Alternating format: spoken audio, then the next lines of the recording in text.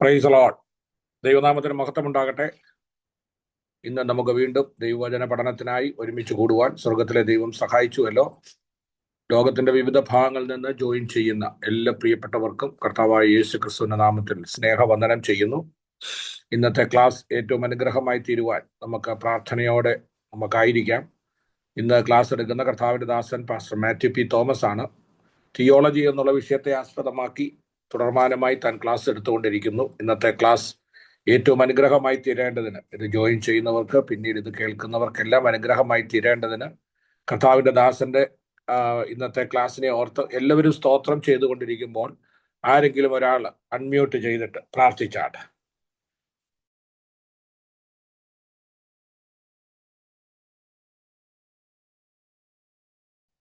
Hallelujah hallelujah. കർത്താവേ നന്ദിയോട് സ്തുതിക്കുന്നു. കർത്താവേ സ്തോത്രം സ്തോത്രം സ്തോത്രം. ഹല്ലേലൂയ കർത്താവേ. അപ്പാ നന്ദി അറിഞ്ഞ ഹൃദയത്തോട് സ്തുതിക്കുന്നു. വാഴ്ത്തുന്നു കർത്താവെ. അവിടുത്തെ വിശുദ്ധപാദപ്പെട്ട് കർത്താവ് സ്തോത്രം. ഹല്ലേലൂയ കർത്താവ്. അവിടുത്തെ മക്കളാണ് ഞങ്ങൾ. കർത്താവ് സ്തോത്രം. കടന്നു വരാൻ തക്കണം കർത്താവ്. ദൈവത്തിന്റെ മാറ്റമില്ലാത്ത വചനം പഠിക്കാൻ തക്കണം കർത്താവെ. അവിടുന്ന് കൃപ നൽകുന്നതായിട്ട് നന്ദിയോട് സ്തുതിക്കുന്ന കർത്താവ് സ്തോത്രം. ഹല്ലേലൂയ കർത്താവ്. അവിടുത്തെ ജ്ഞാനം ബുദ്ധി കർത്താവ് ഞങ്ങൾക്ക് നൽകിയ കർത്താവ് വചനം കർത്താവ് സ്തോത്രം. ഹല്ലേലൂയ സത്യസന്ധമായി പഠിക്കാൻ തക്കണം കർത്താവ്.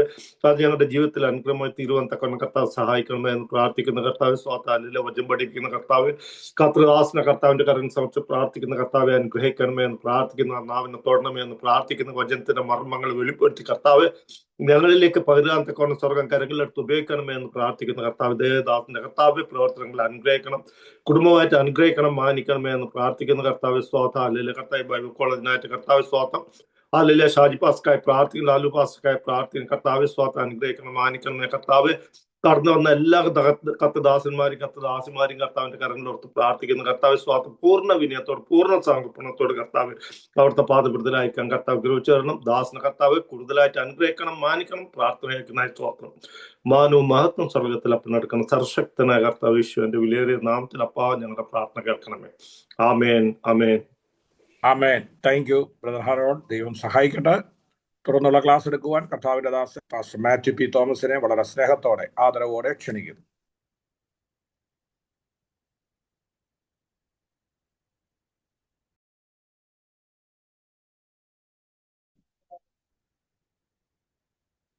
അൺമ്യൂട്ട് ചെയ്യണം. അൺമ്യൂട്ട് ചെയ്തില്ലേ?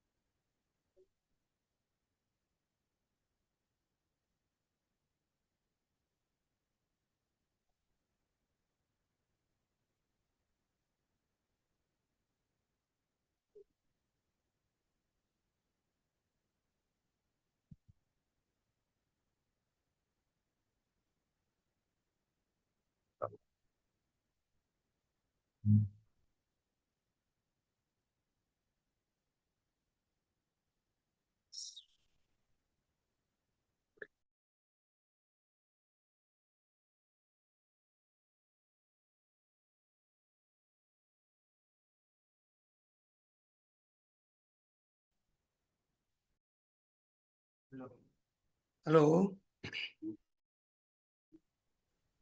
കേൾക്കാമല്ലോ? കേൾക്കാം. ഓക്കെ. നമുക്കിന്ന് വീണ്ടും ഒരുമിച്ച് ദൈവത്തിന്റെ സന്നിധിയിൽ ദൈവവചന പഠനത്തോട് ബന്ധപ്പെട്ട് ഒരുമിച്ച് കൂടി വരുവാൻ സ്വർഗത്തിലെ ദൈവം നൽകിയ അനുഗ്രഹീതമായ ഈ സമയം ഓർത്ത് ദൈവത്തെ നന്ദിയോടുകൂടെ സ്തോത്രം ചെയ്യുന്നു. നമുക്കിന്ന് ഡിമനോളജി അല്ലെങ്കിൽ ഭൂതശാസ്ത്രം,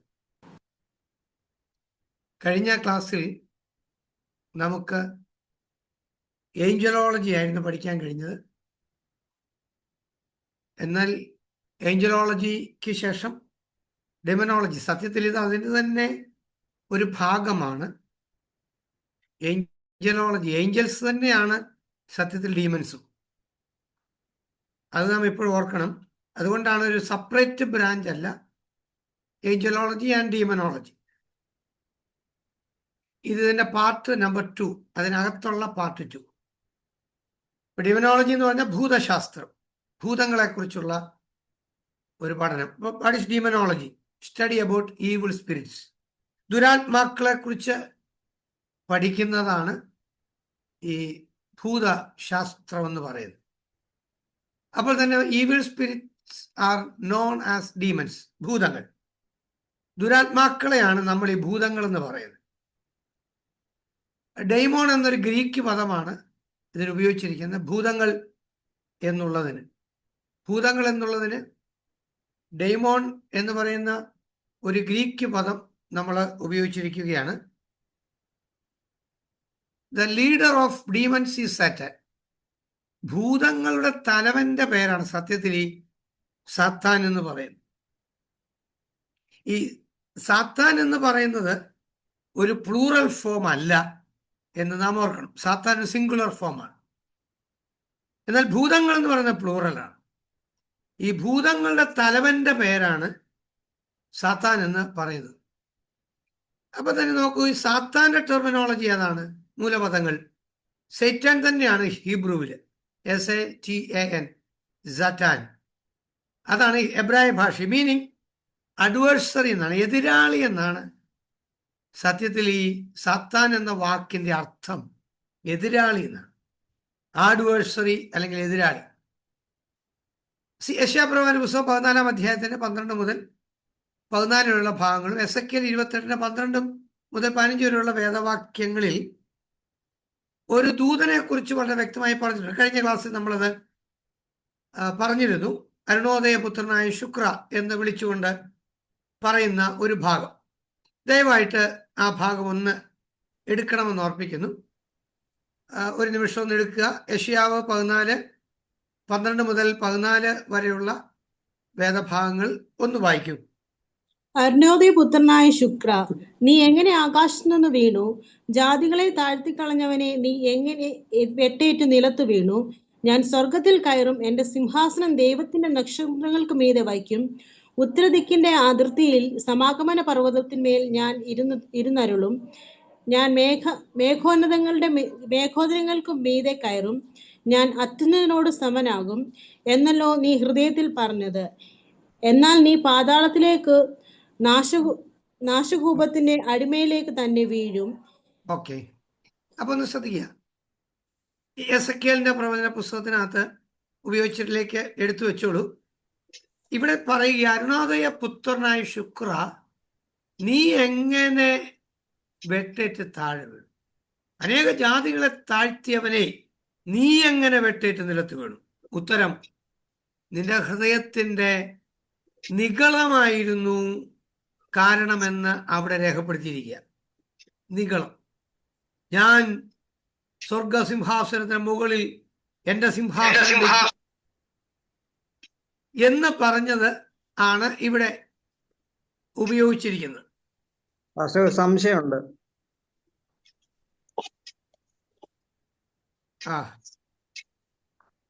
ഈ 14-ാം അധ്യായത്തില് 4-ാം വാക്യത്തിൽ ബാബേൽ രാജാവിനെ കുറിച്ച് ഉള്ള പാട്ടൊന്നല്ല എഴുതിയിരിക്കുന്നേ? അതെ, തീർച്ചയായിട്ടും. അത് നമ്മൾ എങ്ങനെയാ ഇതുമായിട്ട് ചേർത്ത് വയ്ക്കുന്നേ? സംശയങ്ങൾ നമുക്ക് ലാസ്റ്റ് ക്രമീകരിച്ചാൽ മതിയല്ലോ. ഓക്കെ. അപ്പൊ ഇവിടെ വളരെ വ്യക്തമായിട്ട് പറഞ്ഞിരിക്കുന്ന ഒരു കാര്യമാണ്, നീ എങ്ങനെ വെട്ടേറ്റ് നിലത്ത് വീണു. അപ്പോൾ തന്നെ ഈ യെശയ്യാവിൽ ബാബേൽ രാജാവ് എന്ന് പറഞ്ഞു. എസെക്കിയേലില് വേറൊരു രാജാവിന്റെ പേരാ പറഞ്ഞിരിക്കുന്നത്. എസെക്കിയേൽ 28-ന്റെ 12 മുതൽ 15 വരെയുള്ള വേദവാക്യങ്ങളിലാണ് ഈ ഭാഗം രേഖപ്പെടുത്തിയിരിക്കുന്നതെങ്കിലും അതിന്റെ പാരഗ്രാഫ് തുടങ്ങുന്നിടത്ത് വേറൊരു രാജാവിന്റെ പേരൂടെയാണ് എഴുതിയിരിക്കുന്നത്. അതുകൂടെ ഒരു നിമിഷം ഒന്ന് എടുത്തോളൂ. മനുഷ്യപുത്ര, നീ സോരാജാവിനെ കുറിച്ചൊരു വിലാപം തുടങ്ങി. രാജാവ് എന്നാണ് അവിടെ കൊടുത്തിരിക്കുന്നത്. ഇനി 12-ാം വാക്യത്തിൽ വരും. ഒരു വിലാപം തുടങ്ങി അവരോട് പറയേണ്ടത്, യഹോവയായ കർത്താവ് 12-ാം വാക്യം. മനുഷ്യപുത്ര, നീ സോർ രാജാവിനെ കുറിച്ചൊരു വിലാപം തുടങ്ങി അവനോട് പറയേണ്ടത്, യഹോവയായ കർത്താവ് ഇപ്രകാരം അരുളി ചെയ്യുന്നു, നീ മാതൃകാമുദ്രയാകുന്നു. നീ ജ്ഞാനസമ്പൂർണനും സൗന്ദര്യസമ്പൂർണനും തന്നെ. നീ ദൈവത്തിന്റെ തോട്ടമായ ഏദനിൽ ആയിരുന്നു. താമ്രമണി, പീതരത്നം, വജ്രം, പുഷ്പരാഗം, ഗോമേതകം, സൂര്യകാന്തം, നീലക്കല്ല്, മാണിക്യം, മരതകം മുതലായ ഓക്കെ, തൽക്കാലം ഒന്ന് സ്റ്റോപ്പ് ചെയ്തോളൂ.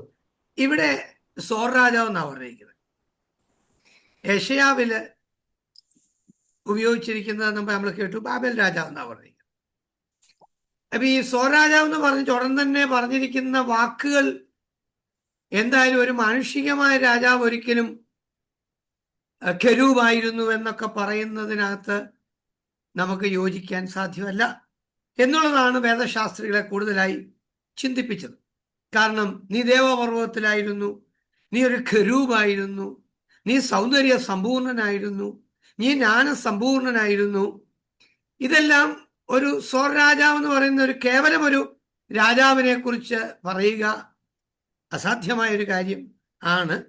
അതുകൊണ്ട് വേദശാസ്ത്രികൾ അതിനെക്കുറിച്ച് കൂടുതൽ പഠിച്ചിട്ട് അങ്ങനെ വേദശാസ്ത്രികൾ പറഞ്ഞിരിക്കുന്ന ഒരു കാര്യം കൂടിയാണ്. തീർച്ചയായിട്ടും അതൊരു ഉപമാനമായി ഉപയോഗിക്കുകയും വിശ്വാസികൾ വേഗം. ഓക്കെ, വേറെ ആരെങ്കിലും ഒന്ന് അൺമ്യൂട്ട് ചെയ്തിട്ടുണ്ടെങ്കിൽ ഒന്ന് മ്യൂട്ട് ചെയ്ത് വെക്കണേ.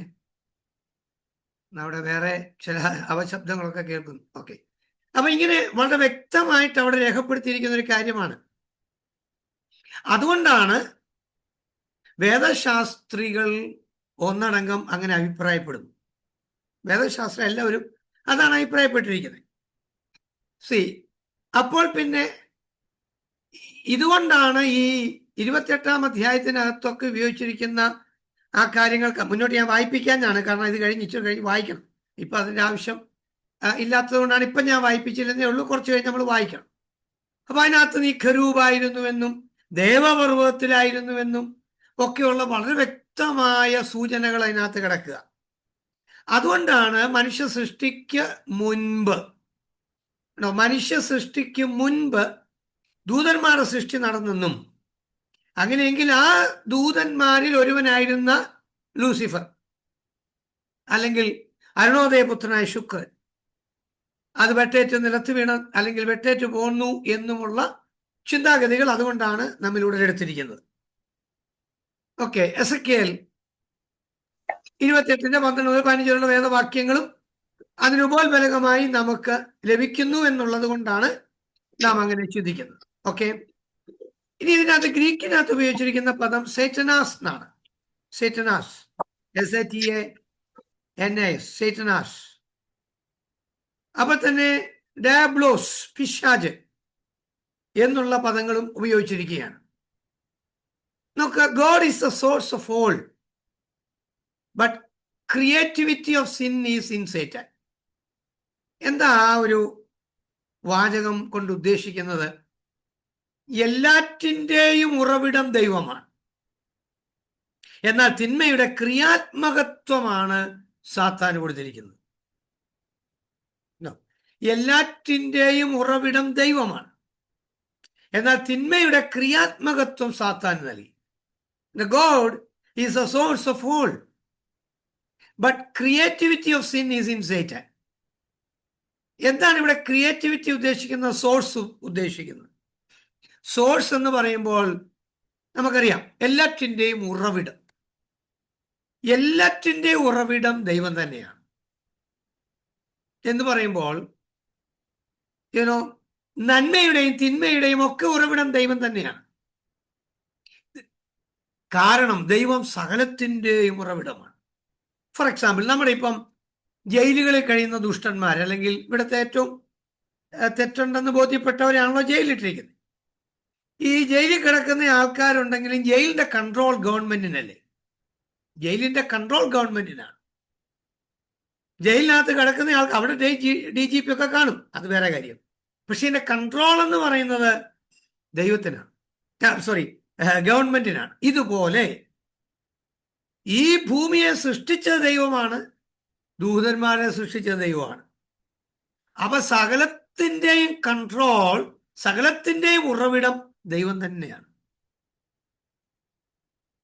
ഇടയ്ക്ക് വിശുദ്ധ ബൈബിളിൽ പലയിടത്ത് ഉപയോഗിച്ചിരിക്കുന്ന വാക്കുകൾ കൂട്ടിച്ചേർത്ത് ചിന്തിച്ചാൽ നിങ്ങൾക്ക് ഈസി ആയിട്ട് മനസ്സിലാക്കാൻ കഴിയുന്ന കാര്യമേ അതുള്ളൂ. കാരണം ഇങ്ങനെ ബൈബിൾ ഉപയോഗിച്ചിട്ടുണ്ടല്ലോ, ദൈവത്തിങ്കൽ നിന്ന് ദുരാത്മാവ് ശൗലിന്റെ മേൽ വന്നു എന്ന് ബൈബിളിൽ വളരെ ക്ലിയർ ആയിട്ട് ഉപയോഗിച്ചിരിക്കുക. ഇനി വേറെ ഒത്തിരി വാക്യങ്ങൾ എൻ്റെ ഉണ്ട്, പക്ഷെ അവിടെ ഒത്തിരി എനിക്ക് അവിടെ സമയം കളയേണ്ട ആവശ്യമില്ലാത്തത് കൊണ്ടാണ്. ന്യൂ ടെസ്റ്റ്മെന്റിലേക്ക് വരുമ്പോൾ നോക്ക്, ശിമോനെ ശിമോനെ, ഗോതമ്പ് പോലെ നിന്നെ പാറ്റേണ്ടതിന് എത്രയോ പ്രാവശ്യം സാത്താൻ എന്നോട് അനുവാദം ചോദിച്ചു, പക്ഷെ നിന്റെ വിശ്വാസം പോയി പോകുമെന്നുള്ളത് കൊണ്ട് ഞാൻ ഇതുവരെ അത് അനുവദിച്ചിട്ടില്ല. ഇയ്യോബിന്റെ അനുഭവം നോക്ക്, നേരെ കയറി വന്ന് സാത്താൻ ഇയ്യോബിനെ ഒന്നും ചെയ്തൊന്നുമില്ല. സാത്താൻ ദൈവത്തോട് പറയുകയാണ്, അവന്റെ ചുറ്റിനും നീ വേലി കെട്ടിയിരിക്കുകയാണ്, പ്ലീസ് എനിക്ക് അവനെ പരീക്ഷിക്കാൻ അനുവാദം തരണം എന്ന് പറഞ്ഞപ്പോഴാണ് ദൈവം അനുവദിച്ചത്. പൗലൂസിന്റെ ജീവിതത്തിൽ നോക്ക്, വെളിപ്പാടുകളുടെ ആധിക്യത്താൽ നീ അതിയായി നിഗളിച്ചു പോകാതെ ഇരിക്കേണ്ടതിന് നിന്നെ കുത്തുവാൻ സാത്താന്റെ ദൂതനെ ഞാൻ കൽപ്പിച്ചാക്കിയിരിക്കുന്നതാണ്. അപ്പൊ സാത്താന്റെ ദൂതനെ പൗലോസ്ലീഹ നിഗളിച്ചു പോകാതിരിക്കേണ്ടതിന് അവനെ കുത്താൻ വേണ്ടി ദൈവം ഏർപ്പാട് ചെയ്തു വെച്ചിരിക്കുക. അപ്പൊ എന്തോ നമ്മൾക്ക് മനസ്സിലാക്കാൻ കഴിയുന്നത്, പിശാചും ദൈവവും തുല്യ ശക്തി അല്ലവേ അല്ല. കാരണം പിശാച് ദൈവത്തിന്റെ സൃഷ്ടി, അതുകൊണ്ടല്ലേ നമ്മൾ ഡീമനോളജി പഠിക്കുന്നത്, അതിനുവേണ്ടിയാണ് നമ്മൾ പഠിക്കുന്നത്. ഇത് ദൈവത്തിന്റെ ഒരു സൃഷ്ടി മാത്രമാണ്. സൃഷ്ടിക്ക് സൃഷ്ടിതാവിന്റെ ഒപ്പം ശക്തി ഇല്ലവേ ഇല്ല. അപ്പോൾ നമ്മൾ ശ്രദ്ധിക്കണം. എന്നാൽ ഇതിന്റെ ക്രിയാത്മകത്വമാണ് സാത്താൻ കൊടുത്തിരിക്കുന്നത്. എന്താ ക്രിയാത്മകത്വം? ക്രിയേറ്റിവിറ്റി. ഇപ്പൊ നമ്മളിപ്പോ ഇവിടെ ഇപ്പൊ സന്ധ്യ കഴിഞ്ഞല്ലോ, പല രാജ്യങ്ങളിൽ നിന്നുള്ളവർ അറ്റൻഡ് ചെയ്യുന്നുണ്ട്. എന്നാൽ ഇവിടെ ഇപ്പൊ സമയം 9 കഴിഞ്ഞു.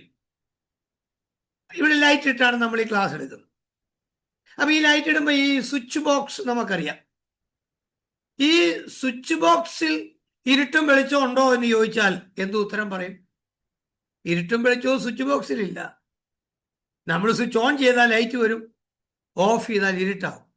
അതായത് ഇരുട്ടിന്റെ അഥവാ വെളിച്ചത്തിന്റെ ക്രിയാത്മകത്വം മാത്രമേ ഉള്ളൂ ഈ സ്വിച്ചിന്. ദ സെയിം വേ തിന്മയുടെ ക്രിയാത്മകത്വമാണ് സാത്താന് ദൈവം കൊടുത്തിരിക്കുന്നത്. അതാണ് ഇവിടെ എഴുതിയിരിക്കുന്നത്. എല്ലാറ്റിൻ്റെയും ഉറവിടം ദൈവമാണ്. ഈ യെശയ്യാവിന്റെ പുസ്തകത്തിൽ, ആമോസിന്റെ പുസ്തകത്തിൽ ഞാൻ തന്ന റെഫറൻസിനകത്തൊക്കെ ക്ലിയർ ആയിട്ട് കിടക്കുന്ന കാര്യമാണതെല്ലാം. അപ്പൊ നമുക്ക് മനസ്സിലായി, എല്ലാറ്റിന്റെ ഉറവിടം ദൈവം തന്നെയാണ്. തിന്മയുടെ ക്രിയാത്മകത്വമാണ് സാത്താൻ നൽകിയിട്ടുള്ളത്. ഞാൻ ഈ സ്ലൈഡ് മാറ്റുന്നു. ദ ഫാളൺ ഏഞ്ചൽസ്, വീണുപോയ ദൂതന്മാർ. അപ്പൊ നോക്കൂ, ദ റീസൺ ഫോർ ഫെൽ, അതാണ് നമ്മളിപ്പോൾ എസെക്കിയേൽ പ്രവാചകന്റെ പുസ്തകം ഞാൻ ബാക്കി വായിക്കേണ്ടി വരുമെന്ന് ഞാൻ പറഞ്ഞിരുന്നല്ലോ. 28-ാം അധ്യായത്തിന്റെ 11 മുതൽ ദയവായി നാം ഒരു പ്രാവശ്യമെങ്കിലും ഒന്ന് വായിക്കണമല്ലോ. അതുകൊണ്ടൊന്ന് വായിച്ചേരെ. 11 മുതൽ. യഹോവയുടെ അരുളപ്പാട്, മനുഷ്യപുത്ര, നീ സോർ രാജാവിനെ കുറിച്ച് ഒരു വിലാപം തുടങ്ങി അവനോട് പറയേണ്ടത്, യഹോവയായ കർത്താവ് ഇപ്രകാരം അരുളിച്ചെയ്യുന്നു, നീ മാതൃകാമുദ്രയാകുന്നു, നീ ജ്ഞാനസമ്പൂർണനും സൗന്ദര്യസമ്പൂർണനും തന്നെ. നീ ദൈവത്തിന്റെ തോട്ടമായ ഏദനിലായിരുന്നു. താമ്രമണി, പീതരത്നം, വജ്രം, പുഷ്പരാഗം, ഗോമേതകം, സൂര്യകാന്തം, നീലക്കല്ല്, മാണിക്യം, മരതകം മുതലായ സകല രത്നങ്ങളും നിന്നെ മൂടിയിരുന്നു. നിന്നെ തീർത്ത നാളിൽ നിന്നിലുള്ള തടങ്ങളുടെയും കൂടുകളുടെയും പണി പൊന്നുകൊണ്ടുള്ളതായിരുന്നു. നീ ചിറകു വിടർത്തി മറയ്ക്കുന്ന കെരൂബാകുന്നു. ഞാൻ നിന്നെ വിശുദ്ധ പർവ്വതത്തിൽ ഇരുത്തിയിരിക്കുന്നു.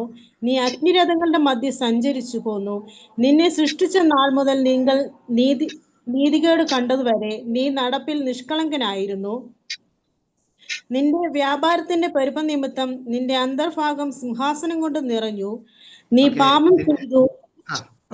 നിന്റെ അന്തർഭാഗം സാഹസം കൊണ്ട് നിറഞ്ഞു. നീ പാപം ചെയ്തു, അതുകൊണ്ട് ഞാൻ നിന്നെ അശുദ്ധനെന്ന് എണ്ണി ദേവപർവ്വതത്തിൽ നിന്ന് തള്ളിക്കളഞ്ഞു. മറയ്ക്കുന്ന കെരൂബേ, ഞാൻ ഓക്കെ, മതി, അത്രയൊക്കെ നമുക്ക് കിട്ടിയാൽ മനസ്സിലായി. അതുകൊണ്ട് ഞാൻ നിന്നെ ദേവപർവ്വതത്തിൽ നിന്ന് തള്ളിക്കളഞ്ഞു എന്ന് എസെക്കിയേലിന്റെ പ്രവചന പുസ്തകത്തിൽ വളരെ വ്യക്തമായിട്ട് എഴുതിയിരിക്കുക. അദ്ദേഹത്തിന്റെ പ്രൗഢി എന്തായിരുന്നു, താൻ ആരായിരുന്നു, ഉണ്ടോ? എന്നതായിരുന്നു തന്റെ തന്റെ പ്രൗഢി, തന്റെ മഹത്വം എന്ന് പറഞ്ഞാൽ തെറ്റില്ല. അതേ പവറിൽ ദൈവം സൃഷ്ടിച്ച ഒരുവനായിരുന്നു, ഖരൂബായിരുന്നു. നടപ്പിൽ തെറ്റ് സംഭവിക്കുന്നത് വരെ അവൻ നിഷ്കളങ്കനായിരുന്നു. എന്ന് പറഞ്ഞാൽ പാപം ചെയ്യുന്നത് വരെ നിഷ്കളങ്കനായിരുന്നു. അവന്റെ അന്തർഭാഗം സാഹസം കൊണ്ട് നിറഞ്ഞു. അവൻ പാപം ചെയ്തു പോയി. ദേവപർവ്വതത്തിൽ നിന്ന് അവരെ താഴോട്ടിട്ടു ദൈവം. അതാണ് അവിടെ ഉപയോഗിച്ചിരിക്കുന്നത്. അപ്പൊ അതിന്റെ കാരണം സ്വാർത്ഥത. 1 തീമോഥെയോസ് 3-ാം അധ്യായത്തിന്റെ 6-ാമത്തെ വാക്യം എന്താ ഉപയോഗിച്ചിരിക്കുന്നത്? 1 തീമോഥെയോസ് 3:6. നിഗളിച്ചിട്ട് ശിക്ഷാവിധിയിൽ അകപ്പെടാതിരിപ്പാൻ പുതിയ ശിഷ്യനും അരുതേ. നിഗളിച്ചിട്ട് സാത്താന് വന്ന ശിക്ഷാവിധിയിൽ അകപ്പെടാതിരിപ്പാനും ആയിരിക്കണം പുതിയ ശിഷ്യൻ അരുത്. കണ്ടോ എത്ര ക്ലിയർ ആയിട്ടാണ്. നിഗളിച്ചിട്ട് സാത്താന് വന്ന ആ കെണിയിൽ അകപ്പെടാതിരിപ്പാൻ പുതിയ ശിഷ്യന് വരുത്. അപ്പോൾ സാത്താൻ ദേവപർവ്വതത്തിൽ നിന്ന് പോരാൻ കാരണം നിഗളമായിരുന്നു. അത് നമ്മൾ വളരെ ഗൗരവമായി മനസ്സിലാക്കുക. അല്ലാതെ ഈ 2 കൊമ്പും വെച്ച് ചാടി വരുന്ന ഒരു ഭീകര രൂപമാണ് സാത്താൻ എന്നൊക്കെയുള്ള ചിന്താഗതി മാറ്റിക്കളയണം. നിഗളമാണ്, നിഗളം. യെശയ്യാവിലെ ഇനി വായിക്കേണ്ട, നമ്മൾ ഓൾറെഡി വായിച്ചു കഴിഞ്ഞതാണ്. ഞാൻ സ്വർഗ സിംഹാസനത്തിന് മുകളിൽ കയറും. ഉണ്ടോ? അഹങ്കാരം, അസംതൃപ്തി, അഹങ്കാരം. ഇതിന്റെ എല്ലാ വാക്യങ്ങളാണ് എസെക്കിയേല് 28:11, 1 തീമോഥെയോസ് 3:6, യെശയ്യാവ് 13:14. ഉണ്ടോ? സ്വാർത്ഥത, നിഗളം, അസംതൃപ്തി, അഹങ്കാരം, ഇതെല്ലാമായിരുന്നു ഈ ദൂതന്മാർ വീണു പോകാനുണ്ടായ കാരണം തന്നെ. The consequence of well. Consequence എന്ന് പറയുമ്പോൾ നമുക്ക് ശരിയായിട്ടും അതേ മനസ്സിലാക്കാനായിട്ട് കഴിയുമല്ലോ. വീഴ്ചയുടെ ഫലങ്ങൾ എന്തായിരുന്നു, വീഴ്ച കൊണ്ട് എന്താണ് സംഭവിച്ചത്, വളരെ വ്യക്തമായിട്ട് രേഖപ്പെടുത്തിയിരിക്കുക ഈ വാക്യങ്ങൾക്കകത്ത്. എഫേസ്യർ 6-ാം അധ്യായത്തിനകത്ത് 11-12 വാക്യങ്ങൾക്കകത്ത് വളരെ വ്യക്തമായിട്ട് രേഖപ്പെടുത്തിയിരിക്കുന്ന കാര്യം തന്നെ. ഈ ദൂതന്മാരുടെ വിശുദ്ധി നഷ്ടപ്പെട്ടു പോയി, അശുദ്ധരായി മാറി. 6-ാം അധ്യായം 11-12 വാക്യം മാത്രം ഒന്ന് വായിക്കുമോ? പിശാചിന്റെ തന്ത്രങ്ങളുടെ എതിർത്ത് നിൽപ്പാൻ കഴിയേണ്ടതിന് ദൈവത്തിന്റെ സർവായുധ വർഗം ധരിച്ചുകൊള്ളുവിൻ. നമുക്ക് പോരാട്ടമുള്ളത് ജഡരക്തങ്ങളോടല്ല, വാഴ്ചകളോടും അധികാരങ്ങളോടും ഈ അന്ധകാരത്തിന്റെ ലോകാധിപതികളോടും സ്വർലോകത്തിലെ ദുഷ്ടാത്മ സേനകളോടും അത്രേ. ഓക്കെ, നമുക്ക് പോരാട്ടമുണ്ട്. അത് ജഡരക്തങ്ങളോടല്ല, വാഴ്ചകളോടും അധികാരങ്ങളോടും സ്വർലോകങ്ങളിലെ ദുഷ്ടാത്മസേനകളോട് അത്രയും എന്ന് പറഞ്ഞപ്പോൾ കോൺസിക്വൻസ് ഓഫ് ഫെൽ, വീഴ്ചയുടെ പരിണിത ഫലം എന്ന് പറയുന്നത് ഇവിടെ ഓരോന്നോരോന്നായിട്ട് എഴുതി. അവരുടെ വിശുദ്ധി നഷ്ടപ്പെട്ടു പോയി. അപ്പോൾ തന്നെ 2 പത്രോസ് 2:4, യൂദാ 6, 2 ഒരേ വാക്യം തന്നെയാണ്. ഏതെങ്കിലും ഒന്ന് വായിച്ചാൽ മതിയാവും. 2 പത്രോസ് 2:4, യൂദായുടെ ലേഖനം 6-ാം വാക്യം. പാപം ചെയ്ത ദൂതന്മാരെ ദൈവം ആദരിക്കാതെ അന്ധതമസ്സിന്റെ ചെങ്ങലയിട്ട് നരകത്തിലാക്കി ന്യായവിധിക്കായി കാപ്പാൻ ഏൽപ്പിക്കുകയും പുരാതന ലോകത്തെയും ആദരിക്കാതെ ഭക്തികെട്ടവരുടെ ലോകത്തിൽ. മതി പ്ലീസ്. അപ്പൊ ഇവിടെ എഴുതി വെച്ചിരിക്കുന്നത് നമ്മൾ ശ്രദ്ധിക്കുക. വാഴ്ച കാത്തുകൊള്ളാത്ത ദൂതന്മാരെ അന്ത്യന്യായവിധിക്ക് വേണ്ടി അന്ധതമസ്സിലിട്ടിരിക്കുകയാണ് എന്നാണ് യൂദാ 6-ൽ പറഞ്ഞിരിക്കുന്നത്. ഇത് തന്നെയാണ് 2 പത്രോസ് 2:4 പറഞ്ഞിരിക്കുന്നത്. തങ്ങളുടെ വാഴ്ച കാത്തുകൊള്ളാതിരുന്നവർ വളരെ സ്വന്തം വാസസ്ഥലം വിട്ടുപോയ ദൂതന്മാരെ മഹാദിവസത്തിന്റെ വിധിക്കായി എന്നേക്കുമുള്ള ചങ്ങലയിട്ട് അന്ധകാരത്തിന് കീഴിൽ സൂക്ഷിച്ചിരിക്കുന്നു. എന്നേക്കുമുള്ള ചങ്ങലയിട്ട് അന്ധകാരത്തിന് കീഴിൽ സൂക്ഷിച്ചിരിക്കുക. അപ്പൊ ഈ ദൂതസേനകൾ അവിടെ നിന്ന് ഈ ലൂസിഫറിനെ, അല്ലെങ്കിൽ അരുണോദയപുത്രനായ ശുക്രൻ എന്ന് മലയാളത്തിൽ പറഞ്ഞ കക്ഷിയെ വെട്ടിയിട്ടപ്പോൾ തന്നെ അവന്റെ കൂടെ കുറെ ദൂതസേനകൾ കൂടെ പോന്നു. ആ പോന്നവരെയാണ് നമ്മൾ ഭൂതങ്ങൾ എന്ന് പറയുന്നത്. അവരുടെ തലവനാണ് സാത്താൻ. ഇവരെല്ലാം പല സ്ഥലങ്ങളിൽ വിന്യസിക്കപ്പെട്ടിരിക്കുകയാണ്. ചിലര് അന്ധതമസിൽ കഴിയുന്നു അന്ത്യന്യായവിധിക്ക്, ചില ആയാറിൽ പതിയിരിക്കുകയാണ്. സ്വർലോകങ്ങളെ ദുഷ്ടാത്മസേന എന്നുപയോഗിച്ചിരിക്കുന്നു. ആയാറിൽ ഇവർക്ക് സ്ഥാനമുണ്ട്, സാന്നിധ്യമുണ്ട്. ഇങ്ങനെ ഇവറ്റകളെല്ലാം വിവിധ സ്ഥലങ്ങളിൽ ഇന്ന് സാന്നിധ്യമിട്ടിരിക്കുകയാണ്. റെവലേഷൻ, വെളിപ്പാട് പുസ്തകം 12-ാം അധ്യായത്തിന്റെ 7-8 വാക്യങ്ങൾ. അവിടെ എന്താ പറഞ്ഞിരിക്കുന്നത്? വെളിപ്പാട് പുസ്തകം 12-8. പിന്നെ സ്വർഗത്തിൽ യുദ്ധമുണ്ടായി, മീഖായേലും അവന്റെ ദൂതന്മാരും മഹാസർപ്പത്തോട് പടവെട്ടി, തന്റെ ദൂതന്മാരുമായി മഹാസർപ്പവും പടവെട്ടി ജയിച്ചില്ല താനും. ദൂതന്മാരുമായി മഹാസർപ്പവും പടവെട്ടി ജയിച്ചില്ല താനും. സ്വർഗത്തിലവരുടെ സ്ഥലം പിന്നെ കണ്ടതുമില്ല, അവരുടെ വാസസ്ഥലം പിന്നെ കണ്ടതുമില്ല. സ്വർഗത്തിൽ അവരുടെ വാസസ്ഥലം പിന്നെ കണ്ടതുമില്ല. എത്രയോ തെളിവുകൾ നമുക്ക് വിശുദ്ധ ബൈബിളിൽ തന്നിരിക്കുകയാണ്. ഇഷ്ടം പോലെ തെളിവുകൾ. അവറ്റകളാണ് ഇന്ന് ഇതിലൂടെയൊക്കെ അതെ സഞ്ചരിക്കുന്നു എന്ന് നമ്മൾ ഈ പറയുന്നത്. റോമാലേഖനം 8-ാം അധ്യായത്തിനകത്ത് 19 മുതൽ 22 വരെയുള്ള വാക്യങ്ങൾക്കകത്ത് ഉപയോഗിച്ചിരിക്കുന്നത് എന്താണ്? റോമാലേഖനം 8:19. സൃഷ്ടി ദൈവപുത്രന്മാരുടെ വെളിപ്പാടിനെ ആകാംക്ഷയോടെ കാത്തിരിക്കുന്നു. സൃഷ്ടി ദ്രവത്വത്തിന്റെ ദാസ്യത്തിൽ നിന്ന് വിടുതലും ദൈവമക്കളുടെ തേജസ്സാകുന്ന സ്വാതന്ത്ര്യവും പ്രാപിക്കും എന്നുള്ള ആശയോടെ മായയ്ക്കും കീഴ്പ്പെട്ടിരിക്കുന്നു. മതി. അങ്ങനെയാണെന്ന് നോക്കിയേ, എന്താ ഇവിടെ എഴുതിയിരിക്കുന്നത്? സൃഷ്ടി ദ്രവത്വത്തിന്റെ ദാസ്യത്തിലിരിക്കുക ഇപ്പോൾ. എന്തിനു വേണ്ടി? ഇതിൽ നിന്നൊരു ഉദ്ധാരണം ഉണ്ടാകാൻ വേണ്ടി. മനുഷ്യൻ പാപം ചെയ്തപ്പോൾ സംഭവിച്ച ഏറ്റവും പ്രധാനപ്പെട്ട ഒരു കാര്യം തന്നെ പ്രകൃതിയിൽ മാറ്റമുണ്ടായില്ലേ? മുള്ളും പറക്കാരെയും ഭൂമിയിൽ നിന്ന് മുളയ്ക്കാൻ കാരണം പാപമായിരുന്നില്ലേ? അപ്പൊ അതിന്റെ പരിണിത ഫലമായിരുന്നു മുള്ളും പറക്കാരെയും പോലും വരുവാൻ കാരണമായത്.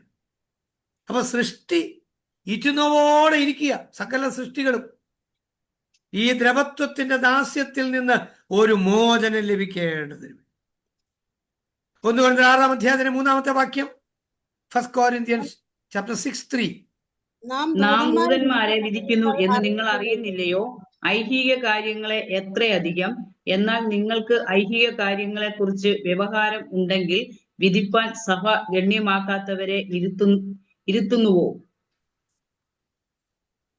നാം ദൂതന്മാരെ വിധിക്കുമെന്നുള്ള കാര്യം നിങ്ങൾ അറിയുന്നില്ലയോ? 6-ാം അധ്യായം ലോ സ്യൂട്ട്സാ പറഞ്ഞത്. ഒരുവനോടൊരുവിന് കാര്യമുണ്ടെങ്കിൽ നിങ്ങൾ വിശുദ്ധന്മാരുടെ മുമ്പാകെ അല്ല, അഭക്തന്മാരുടെ മുമ്പാകെ വ്യവഹാരത്തിന് പോകുന്നു. ഇത് ശരിയോ എന്ന് ചോദിക്കുക. എന്ന് പറഞ്ഞ അർത്ഥം എന്നാ? 2 ദൈവമക്കൾ തമ്മിൽ ഏതെങ്കിലും ഒരു അഭിപ്രായ ഭിന്നത ഉണ്ടായാൽ യേശു ആരാണെന്ന് അറിയത്തില്ലാത്ത പഞ്ചായത്ത് പ്രസിഡന്റിനെ വിളിച്ചാണോ രമ്യതപ്പെടേണ്ടത്? നമ്മൾ ദൂതന്മാരെയും കൂടെ വിധിക്കും എന്ന സത്യം നിങ്ങൾ എന്തേ അറിയാത്തത്? ഇതൊക്കെ പൗലോസ് ശ്ലീഹ ചോദിക്കുന്ന ചോദ്യങ്ങൾ എത്ര ഗൗരവം പിടിച്ച ചോദ്യങ്ങളാണ്. അപ്പൊ നമുക്ക് ദൂതന്മാരെയും കൂടെ വിധിക്കാനുള്ള പവറുണ്ട് എന്ന് ഇവിടെയൊക്കെ രേഖപ്പെടുത്തിയിരിക്കുകയാണ്. ഓക്കെ, അങ്ങനെയാണെങ്കിൽ നോക്ക്, വീണുപോയ ദൂതന്മാർ, ഇതിന്റെ സമ്മറി എന്ന് പറയുന്നത്, അവിടെ നിന്ന് ഇങ്ങോട്ട് വീണുപോയപ്പോൾ കുറെ ദൂതന്മാരെ കൂടെ കൂട്ടിക്കൊണ്ടു പോന്നു. അവരെയാണ് വീണുപോയ ദൂതന്മാരെന്ന് പറയുന്നത്. ഈ ദൂതന്മാർ പല ലെയറുകളിൽ വിന്യസിച്ചിരിക്കുകയാണ്. വാഴ്ച കാത്തുകൊള്ളാത്ത ദൂതന്മാർ കുറെ പേരെ അന്ധതമസിലിട്ടിരിക്കുന്നു. കുറെ പേര് സ്വർലോകങ്ങളെ ദുഷ്ടാത്മസേന എന്ന് വിളിച്ചു. വേറെ കുറെ പേര് അന്ധകാരത്തിന്റെ അധിപതി. ഇങ്ങനെ പല ലെയറുകളിൽ ഇവറ്റകളെല്ലാം ആയിരിക്കുന്നു എന്നുള്ളത് നാം ഒന്ന് ഓർക്കുക. Then existence of Satan. ഈ സാത്താന്റെ അസ്തിത്വം എന്താണ്? എന്താണ് സാത്താന്റെ അസ്തിത്വം? സാത്താൻ ഉണ്ടോ? എവിഡൻസസ് ഫ്രം ബൈബിൾ ഒന്ന് നോക്കൂ.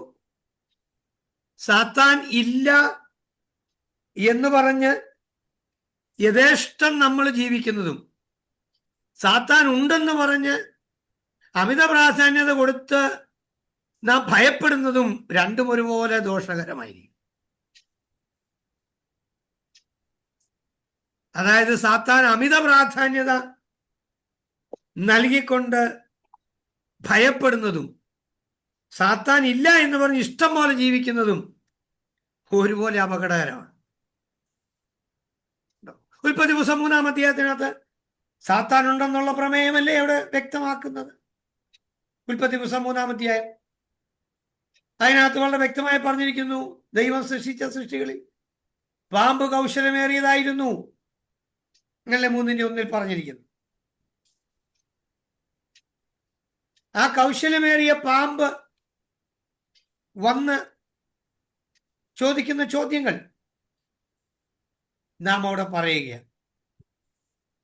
അതിനോട് കണക്ട് ചെയ്ത് 2 കോരിന്ത്യർ 11-ാം അധ്യായത്തിന്റെ 2-ാം വാക്യം 3-ാം വാക്യം ഒന്ന് വായിച്ചു നോക്കിക്കോളൂ.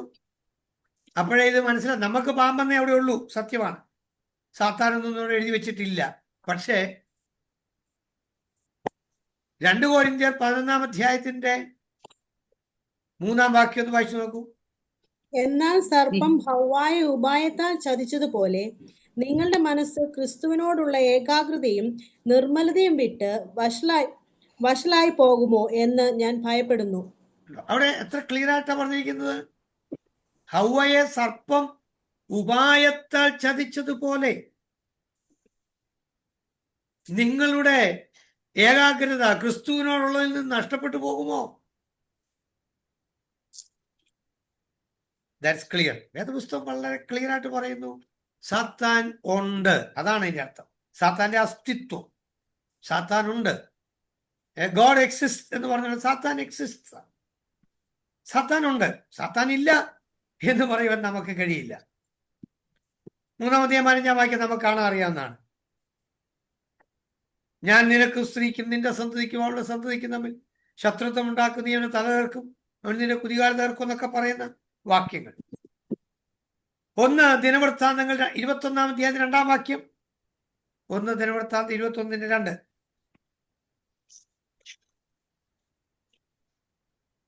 യെസ്, ഒന്ന് വായിച്ചോളൂ. ദാവീദും യോവാബിനും ജനത്തിന്റെ പ്രഭുക്കന്മാരോടും നിങ്ങൾ ചെന്ന് ബേർഷേബ മുതൽ ദാൻ വരെ ഇസ്രായേലിനെ എണ്ണി അവരുടെ സംഖ്യ ഞാൻ അറിയേണ്ടതിന് കൊണ്ടുവരുവീൻ എന്ന് പറഞ്ഞു. അവരുടെ സംഖ്യ കൊണ്ടുവരുവീൻ എന്ന് പറഞ്ഞു. അവരുടെ ഹൃദയത്തിൽ സാത്താൻ പ്രവർത്തിച്ചു എന്നുള്ളത് വളരെ വ്യക്തമായി ആ താവട്ടൊക്കെ വായിച്ചാൽ നമുക്ക് മനസ്സിലാക്കാൻ കഴിയും. ഇയ്യോബിന്റെ പുസ്തകം 2-ാം അധ്യായം 1-ാം വാക്യം നമുക്കറിയാവുന്നതാണല്ലോ. ഇയ്യോബിന്റെ കാര്യത്തിൽ ദൈവമുമ്പാകെ പരാതിയുമായി ഈ സാത്താൻ ചെല്ലുകയാണ്. അപ്പൊ സാത്താൻ ഉണ്ടേ. നമ്മുടെ ഇപ്പോഴത്തെ ലക്ഷ്യം സാത്താൻ ഉണ്ടോ ഇല്ലയോ എന്നുള്ളതാണ്. സാത്താന്റെ അസ്തിത്വം.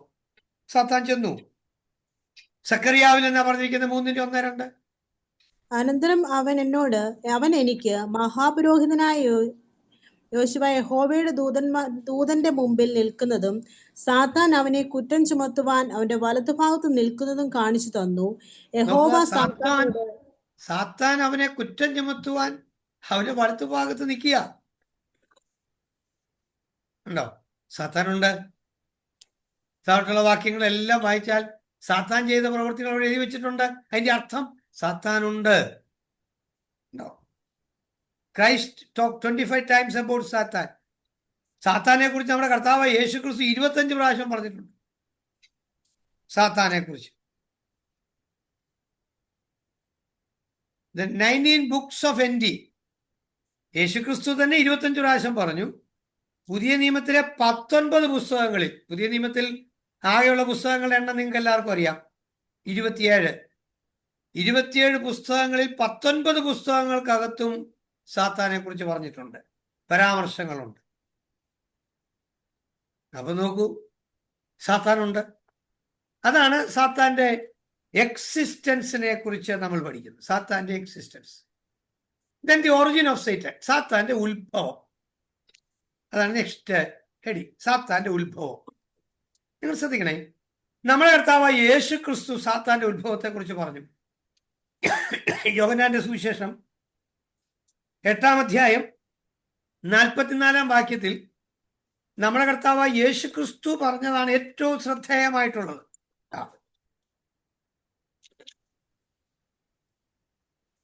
ഒന്ന് വായിച്ചോളൂ. 8:44. നിങ്ങൾ പിശാചെന്ന പിതാവിന്റെ മക്കൾ, നിങ്ങൾ പിശാചെന്ന പിതാവിന്റെ മക്കൾ നിങ്ങളുടെ പിതാവിന്റെ മോഹങ്ങളെ ചെയ്യുവാനും ഇച്ഛിക്കുന്നു. അവൻ ആദ്യം മുതൽ കുലപാതകൻ ആയിരുന്നു. അവനിൽ സത്യമില്ലായ്കകൊണ്ട് സത്യത്തിൽ നിലനിൽക്കുന്നതുമില്ല. അവൻ ഭോഷ്കു പറയുമ്പോൾ സ്വന്തത്തിൽ നിന്നും എടുത്തു പറയുന്നു. അവൻ ഭോഷ്കു പറയുന്നവനും അതിന്റെ അപ്പനുമാകുന്നു. അത്ര ക്ലിയർ ആയിട്ടാണ് ബൈബിൾ പറഞ്ഞത്. നമ്മുടെ കർത്താവ് യേശു ക്രിസ്തു പറഞ്ഞു, നിങ്ങൾ പിശാച് എന്ന പിതാവിന്റെ മക്കൾ, അവന്റെ മോഹങ്ങളെ ചെയ്യുവാൻ നിങ്ങൾ ഇഷ്ടപ്പെടുന്നു. അവൻ ആദ്യം മുതലേ ഒരു കൊലപാതകനാണ്.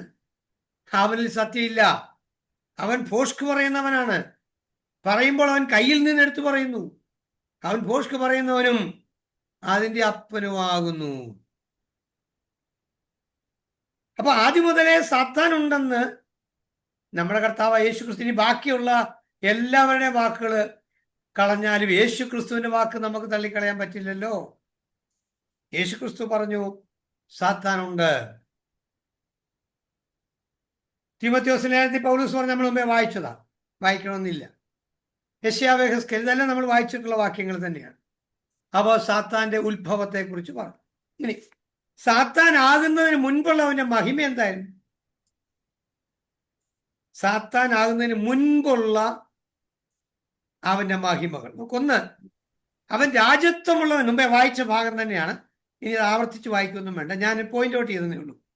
ഒന്ന്, രാജ്യത്വമുള്ളവനായിരുന്നു. രണ്ട്, മാതൃകാ മുദ്രയായിരുന്നു. യെഹെസ്കേലിന്റെ പ്രവചന പുസ്തകം 28-ാം അധ്യായത്തിനകത്ത് അത് രേഖപ്പെടുത്തിയിരിക്കുന്നത് ഞാനിങ്ങനെ ഡൗൺ ആയിട്ട് 1, 2, 3 നമ്പർ ഇട്ട് എഴുതിയിരിക്കുന്നതെന്ന് മാത്രമേ ഉള്ളൂ. 11-ാം വാക്യം മുതൽ 18-ാം വാക്യം വരെയുള്ള ഭാഗങ്ങൾ. ഒന്ന്, രാജ്യത്വമുള്ളവനായിരുന്നു. 2, മാതൃകാ മുദ്രയായിരുന്നു. 3, ജ്ഞാന സമ്പൂർണനായിരുന്നു. 4, സൗന്ദര്യ സമ്പൂർണനായിരുന്നു. 5, ഏദനിലായിരുന്നു. 6, രത്നാഭരണങ്ങളാൽ ചുറ്റപ്പെട്ടിരുന്നു. 7, അഗ്നിമയ രഥങ്ങളിൽ നടന്നവനായിരുന്നു. 8, സംഗീത ഉപകരണങ്ങൾ അവനിൽ ഉണ്ടായിരുന്നു.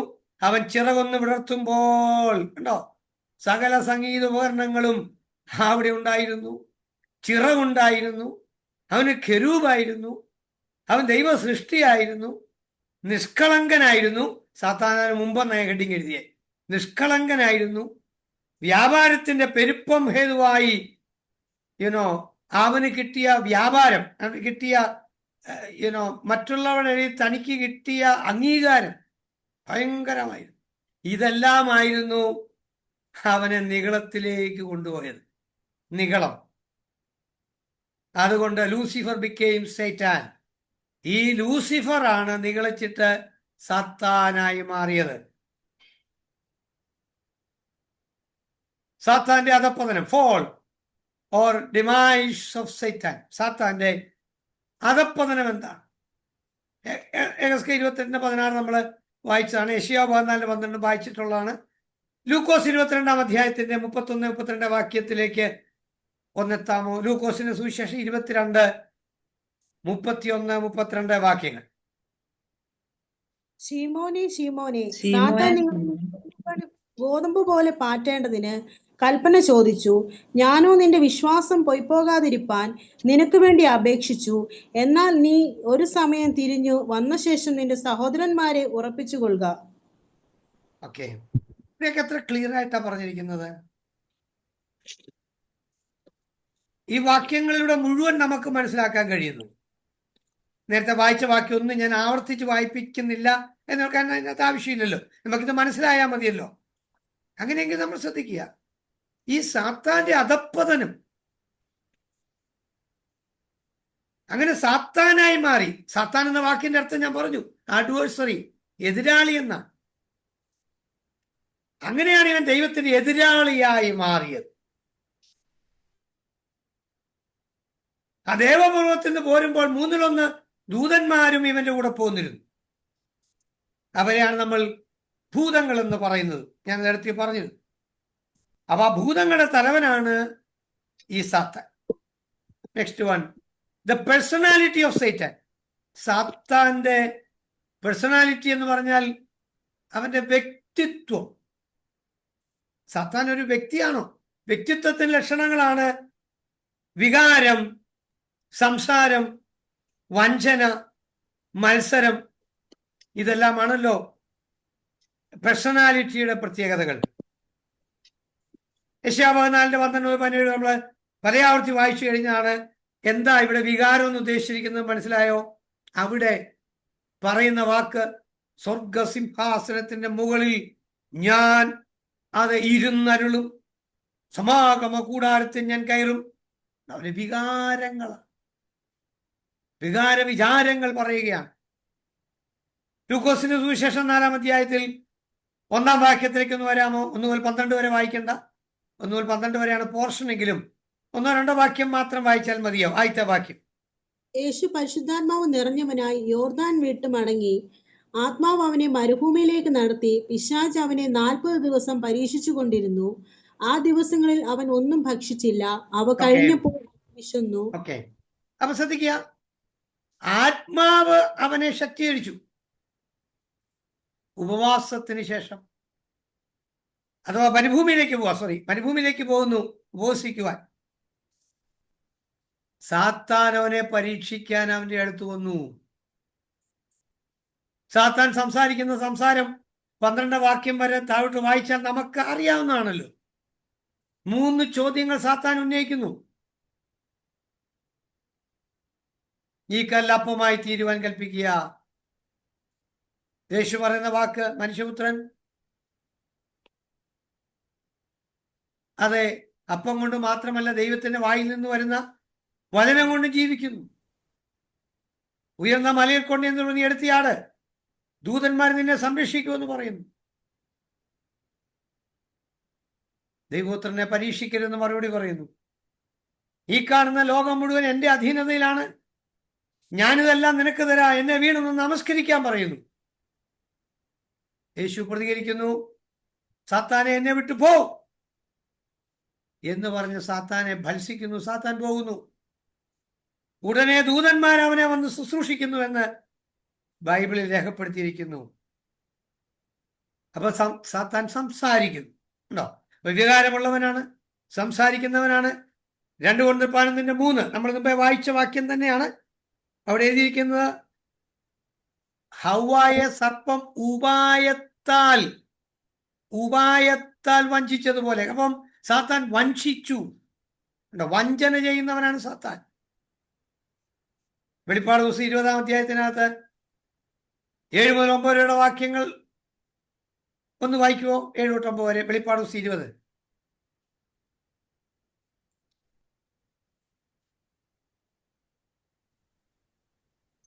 ആയിരം ആണ്ട് കഴിയുമ്പോൾ സാത്താനെ തടവിൽ നിന്ന് അഴിച്ചുവിടും. അവൻ ഭൂമിയുടെ 4 ദിക്കിലുള്ള ജാതികളായി സംഖ്യയിൽ കടൽപ്പുറത്തെ മണൽ പോലെയുള്ള ഗോഗ് മഗോഗ് എന്നിവരെ യുദ്ധത്തിനായി കൂട്ടിച്ചേർക്കേണ്ടതിന് വശീകരിക്കുവാൻ പുറപ്പെടും. അവർ ഭൂമിയിൽ മത്സരം നമുക്ക് മതി, പോയിന്റ് കിട്ടിയല്ലോ. മത്സരം വിത്ത് പേഴ്സണാലിറ്റി ഓഫ് സാത്താൻ. സാത്താന് വ്യക്തിത്വം ഉണ്ട്. പേഴ്സണാലിറ്റി മീൻസ് വ്യക്തിത്വം. ആ വ്യക്തിത്വം ഉണ്ട് സാത്താൻ. വികാരമുള്ളവനാണ്, സംസാരമുള്ളവനാണ്, വഞ്ചന ചെയ്തവനാണ്, മത്സരം ചെയ്യുന്നവനാണ്. ഇതെല്ലാം നമ്മുടെ ബൈബിളിൽ ക്ലിയർ ആയിട്ട് കിടക്കുകയാണ്. The personality of Satan. Next one, the names of Satan. സാത്താന്റെ പേരുകൾ. എന്തൊക്കെയാണ് സാത്താന്റെ പേരുകൾ?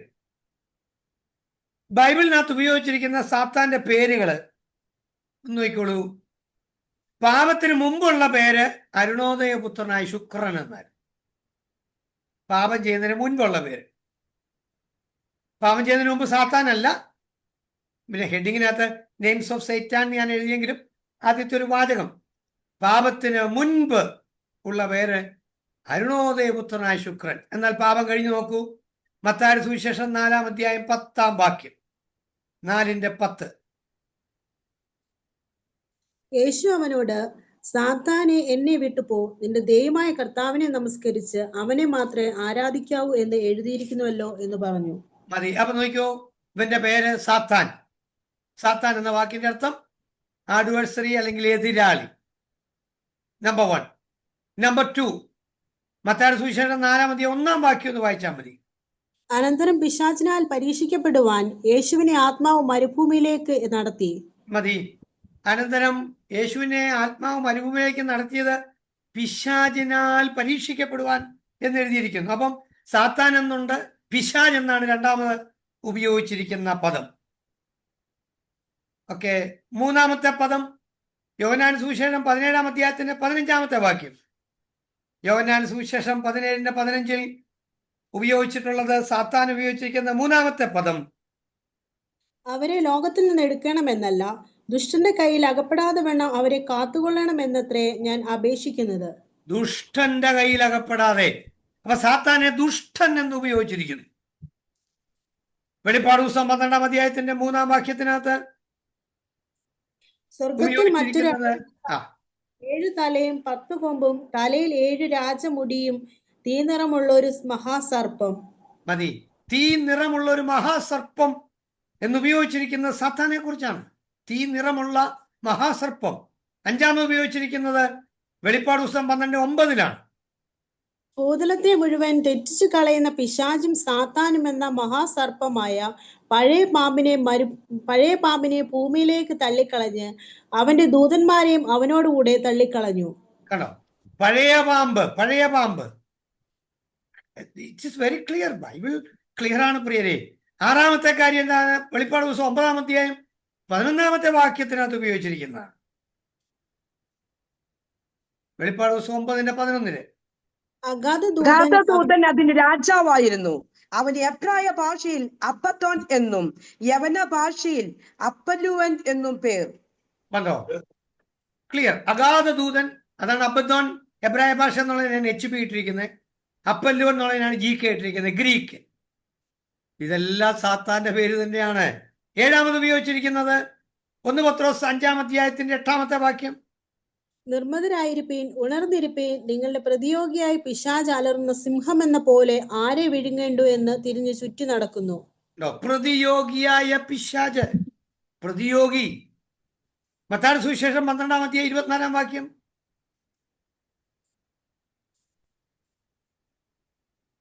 അത് കേട്ടിട്ട് പരീശന്മാർ, ഇവൻ ഭൂതങ്ങളുടെ തലവനായ ബെൽഷെസബൂലിനെ കൊണ്ടല്ലാതെ ഭൂതങ്ങളെ പുറത്താക്കുന്നില്ല എന്ന് പറഞ്ഞു. ഓക്കെ, ഭൂതങ്ങളുടെ തലവനായ ബെൽസബൂൽ. ക്ലിയർ. അപ്പൊ അതാണ് സാത്താൻ. 2 കൊരിന്ത്യർ 6-ാം അധ്യായം 15-ാമത്തെ വാക്യത്തിലോ ഓരോരുത്തർ മാറി മാറി വായിക്കാൻ എളുപ്പമുണ്ട്. ക്രിസ്തുവിനും ബെലിയാലിനും തമ്മിൽ എന്ത് പൊരുത്തം അല്ല. ക്രിസ്തുവിനും ബെലിയാലിനും തമ്മിൽ എന്ത് പൊരുത്തം? ക്രിസ്തുവിനും ബെലിയാലിനും തമ്മിൽ എന്ത് പൊരുത്തം? ബെലിയാൽ എന്ന് ഉപയോഗിച്ചിരിക്കുന്ന സാത്താനെ കുറിച്ചാണ്. 10-ാമത്തെ കാര്യം 2 കൊരിന്ത്യർ 4-ാം അധ്യായം 4-ാമത്തെ വാക്യം. ദൈവപ്രതിമയായ ക്രിസ്തുവിന്റെ തേജസ്സുള്ള സുവിശേഷത്തിന്റെ പ്രകാശനം ശോഭിക്കാതിരിപ്പാൻ ഈ ലോകത്തിന്റെ ദൈവം അവിശ്വാസികളുടെ മനസ്സ് കുരുടാക്കി. ഈ ലോകത്തിന്റെ ദൈവം എന്ന് ഉപയോഗിച്ചത് ആരെയാ? സാത്താനെയാണ്. സാത്താനാണ് ഈ ലോകത്തിന്റെ ദൈവം. അതാണ് 2 കൊരിന്ത്യർ 4:4 ഉപയോഗിച്ചത്. കാരണം കറക്റ്റായിട്ട് പറഞ്ഞിരിക്കുക, ദൈവത്തിന്റെ പ്രതിമയായ യേശുക്രിസ്തുവിന്റെ സുവിശേഷം ശോഭിക്കാതിരിക്കേണ്ടതിന് ഈ ലോകത്തിന്റെ ദൈവം അവിശ്വാസികളുടെ കണ്ണിനെ കുരുട്ടാക്കിയിരിക്കുന്നു. 11-ാമത് ഉപയോഗിച്ചിരിക്കുന്ന വാക്ക് യോഹന്നാൻ സുവിശേഷം 12-ാം അധ്യായം 31-ാമത്തെ വാക്യം. ഇപ്പോൾ ഈ ലോകത്തിന്റെ ന്യായവിധി, ഇപ്പോൾ ഈ ലോകത്തിന്റെ പ്രഭുവിനെ പുറത്ത് തള്ളിക്കളയും. ഇപ്പോൾ ഈ ലോകത്തിന്റെ പ്രഭുവിനെ പുറത്തുള്ള, അപ്പൊ ലോകത്തിന്റെ പ്രഭു എന്ന് ഉപയോഗിച്ചിരിക്കുന്നു. ലോകത്തിന്റെ പ്രഭു സാത്താനെ കുറിച്ചാണ്. 12-ാം അധ്യായം മത്തായി 4:3. അത് ഇനി വായിക്കണമെന്നില്ല. പരീക്ഷകൻ നമ്മൾ വായിച്ചിരുന്നു. പരീക്ഷകൻ എന്ന പദം പിശാച് എന്ന വായിച്ചത്. അത് കഴിഞ്ഞ് 3-ാം വാക്യത്തിൽ പരീക്ഷകൻ അവരുടെ അടുത്ത് വന്നു എഴുതിയിട്ടുണ്ട്. പരീക്ഷകൻ. ഈ ഇടയ്ക്ക് എനിക്ക് ചിന്തിക്കാൻ വേണ്ടി ഒരു വാക്യം പറയാം. നമ്മുടെ കാനവച്ചൻ ഒരിക്കൽ പറഞ്ഞു, യേശുക്രിസ്തുവിന്റെ അടുത്ത് പരീക്ഷകൻ വന്നിട്ട് 3 പരീക്ഷ നടത്തിയെന്ന് പറഞ്ഞു. 3 പരീക്ഷ. അതുകൊണ്ടായിരിക്കും നമുക്കും ഈ ഓണപ്പരീക്ഷയും ക്രിസ്മസ് പരീക്ഷയും വലിയ പരീക്ഷയെന്ന് ഒരിക്കൽ കാനവച്ചൻ പറഞ്ഞത് ഞാൻ ഓർക്കുന്നുണ്ട്. അപ്പൊ നമുക്കല്ലേ ഈ 3 പരീക്ഷ വീതം പരീക്ഷകൾ. ഓക്കെ, യോഹന്നാൻ സുവിശേഷം 8-ാം അധ്യായം 44-ാം വാക്യം അല്പം മുമ്പ് വായിച്ചതാ. നിങ്ങൾ പിശാച് എന്ന പിതാവിന്റെ മക്കൾ എന്ന് പറഞ്ഞ് വായിച്ചെടുത്ത് പറഞ്ഞവൻ ആദ്യം മുതലേ ഒരു കുലപാതകനാകുന്നു. സാത്താന്റെ മറ്റൊരു പേരാണ് കുലപാതകൻ. അതേ വാക്യത്തിന് 8:44 അവൻ ഭോഷ്ക് പറയുന്നവനെന്ന് പറഞ്ഞില്ലേ? Telling lies. നമ്മൾ നഴ്സറി റൈമിനകത്ത് പഠിച്ചതാ. Johnny Johnny yes papa, eating sugar no papa, telling lies no papa. ഒരിക്കലും നമ്മൾ കള്ളം പറയാൻ പാടില്ല. അങ്ങനെ മാന്യ സഹോദരി സഹോദരന്മാരെ, ഇവിടെ നിർത്തിക്കൊണ്ട് ഞാനൊരു കാര്യം പറയട്ടെ. ഞാനോ നിങ്ങളോ ഒരു കള്ളം പറയുമ്പോൾ ആ സമയത്ത് നമ്മിലുള്ളത് സാത്താനാണ്. ദൈവം നമ്മിലുണ്ടെങ്കിൽ കള്ളം പറയാൻ പറ്റുകയല്ലോ. അപ്പൊ നമ്മൾ വളരെ ഗൗരവമായി ചിന്തിക്കേണ്ടിയിരിക്കുന്നു. അവൻ ഭോഷ്ക് പറയുന്നവനും അതിന്റെ അപ്പനും ആകുന്നു എന്നാ പറഞ്ഞിരിക്കുന്നത്. ഭോഷ്കിന്റെ പിതാവ്. ഓക്കെ, 15ാമത് കൊടുത്തിരിക്കുന്നത് മത്തായിയുടെ സുവിശേഷം 13-28 വാക്യം. ഇത് ശത്രു ചെയ്തതാകുന്നു എന്ന് കള വിതച്ചേച്ചു പോയത് ശത്രുവാണ്. ശത്രു ചെയ്തേച്ചു പോകുന്നതാകുന്നു.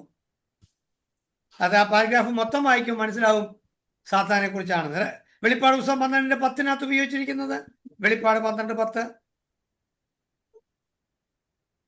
അപ്പോൾ ഞാൻ സ്വർഗത്തിൽ ഒരു മഹാശബ്ദം പറഞ്ഞു കേട്ടത്, ഇപ്പോൾ നമ്മുടെ ദൈവത്തിന്റെ രക്ഷയും ശക്തിയും രാജ്യവും അവന്റെ ക്രിസ്തുവിന്റെ ആധിപത്യവും തുടങ്ങിയിരിക്കുന്നു. നമ്മുടെ സഹോദരന്മാരെ രാപ്പകൽ ദൈവസന്നിധിയിൽ കുറ്റം ചുമത്തുന്ന അപവാദിയെ തള്ളിയിട്ട് കളഞ്ഞുവല്ലോ.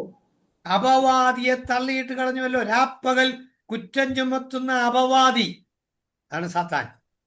17ാമത്തെ കാര്യം വെളിപ്പാട് 20-ാം അധ്യായത്തിന്റെ 3-ാമത്തെ വാക്യത്തിൽ ഉപയോഗിച്ചിരിക്കുന്നത്. വെളിപ്പാട് 20-3. വഞ്ചിക്കാതിരിപ്പാൻ. 1000 ആണ്ട് കഴിയുവോളം. ഓക്കെ, 1000 ആണ്ട് കഴിയുവോളം വഞ്ചിക്കാതിരിപ്പാൻ. അപ്പോൾ ഇവൻ വഞ്ചകനാണ്, വഞ്ചകൻ. എഫേസ്യർ 2-ാം അധ്യായം 2-ാമത്തെ വാക്യത്തിൽ, അങ്ങനെ വേണ്ടല്ലോ.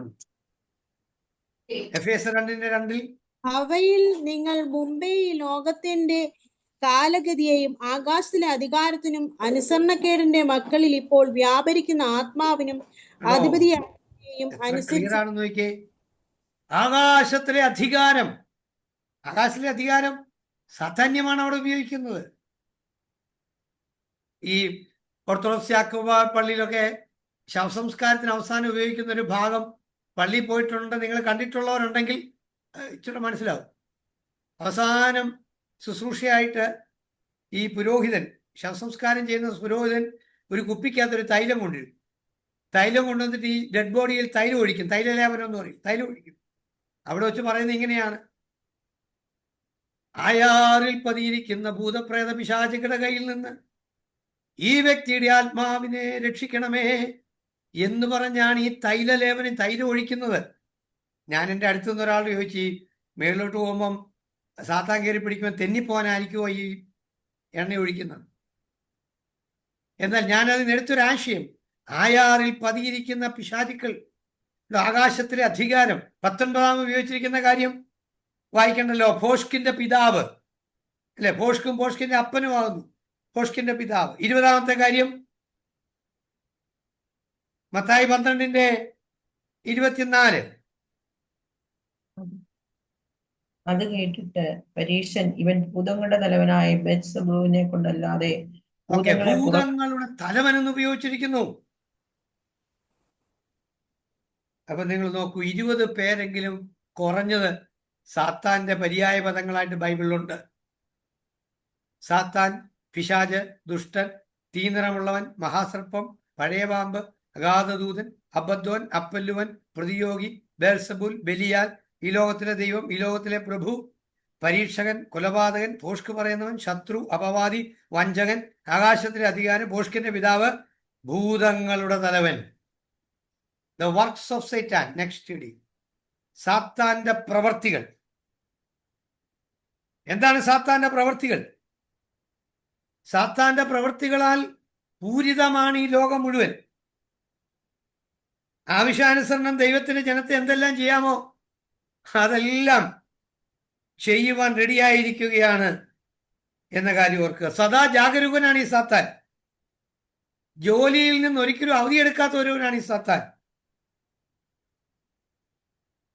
മത്തായിയുടെ സുവിശേഷം 25:41 ഉപയോഗിച്ചിരിക്കുന്ന ഒരു കാര്യം, പിന്നെ അവൻ ഇടത്തുള്ളവരോട്, ശപിക്കപ്പെട്ടവരെ, എന്നെ വിട്ട് പിശാചിനും അവന്റെ ദൂതന്മാർക്കും ഒരുക്കിയിരിക്കുന്ന നിത്യാഗ്നിയിലേക്ക് പോകുവിൻ. എന്നെ വിട്ട് അതെ പിശാചിനും അവന്റെ ദൂതന്മാർക്ക് ഒരുക്കിയിരിക്കുന്ന നിത്യാഗ്നിയിലേക്ക് പോകുവീൻ. അപ്പൊ ഈ സാത്താനെ സഹായിച്ചുകൊണ്ടിരിക്കുന്ന ഭൂതങ്ങളായിരുന്നു. അതാ പറഞ്ഞത്, ഭൂതങ്ങളും സാത്താനും അവനെ സഹായിക്കുന്ന ഭൂതങ്ങളും നിത്യാഗ്നിയിലേക്ക് പോകും. അപ്പോൾ തന്നെ സഹായിക്കുന്ന ഭൂതങ്ങൾ മാത്രമല്ല, ഒരു വിശ്വാസിയെ ദൈവത്തിൽ നിന്ന്, ക്രിസ്തുവിൽ നിന്ന് അകറ്റുവാൻ സാത്താനാകുന്ന പരിശ്രമിക്കുക. 8:38 റോമാലേഖനത്തിൽ ഉപയോഗിച്ചിരിക്കുന്നത് ഒന്ന് നോക്കൂ. മരണത്തിനോ ജീവനോ ദൂതന്മാർക്കോ വാഴ്ചകൾക്കോ അധികാരങ്ങൾക്കോ ഇപ്പോഴുള്ളതിനോ വരുവാനുള്ളതിനോ ഉയരത്തിനോ ആഴത്തിനോ മറ്റ് യാതൊരു സൃഷ്ടിക്കോ നമ്മുടെ കർത്താവായ യേശുക്രിസ്തുവുള്ള ദൈവസ്നേഹത്തിൽ നിന്ന് നമ്മെ വേർപിരിപ്പാൻ കഴിയുന്നതല്ല എന്ന് ഞാൻ ഉറച്ചിരിക്കുന്നു. അപ്പൊ ശാരീരിക കഷ്ടതകള്, മതപരമായ പീഡകള്, അപവാദങ്ങള്, ഇവകളെല്ലാം സാത്താൻ ഉപയോഗിക്കുക. പക്ഷേ നാം ഓർക്കണം, ഇതൊന്നും നമ്മെ ക്രിസ്തുവിൽ നിന്നുള്ള സ്നേഹത്തിൽ നിന്ന് നമ്മെ വ്യതിചലിപ്പിക്കാൻ ഇടയാകരുത്. പിന്നീട് ഉപയോഗിച്ചിരിക്കുന്നുണ്ട് മത്തായിയുടെ സുവിശേഷത്തിനകത്ത് 13-ാം അധ്യായത്തിന്റെ 19-ാം വാക്യം.